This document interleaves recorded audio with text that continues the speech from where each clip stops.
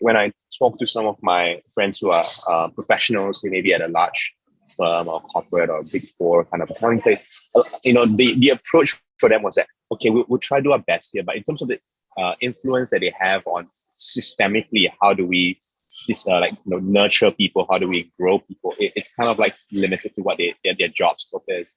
But I think as entrepreneurs, the nth right kind of influence was that sometimes we've always seen like our faith journey as a little bit like you kind of like be a Christian first and then that discipleship process starts, right?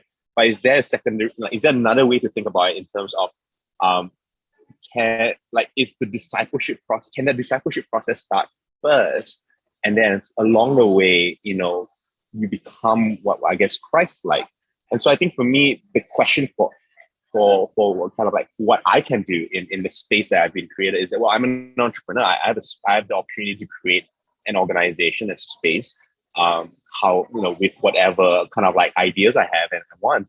And the first thing I did was I asked a question. I was like, could I disciple people in my organization without them even knowing that they are so-called being discipled, and start that process there? And so we started with something as basic as, what are the company values? And how do the company values, in not necessarily super Christianese ways, express the essence of what it means to be a disciple of Jesus?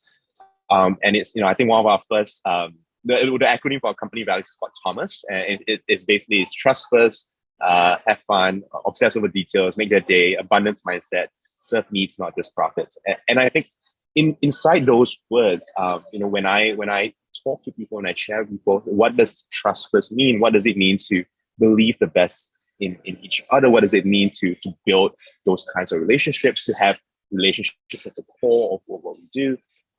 It creates these conversations. Okay, these are really interesting ideas. Like, where does this kind of like come from? Where does this lead to? What is this organization trying to do? What is trying to build?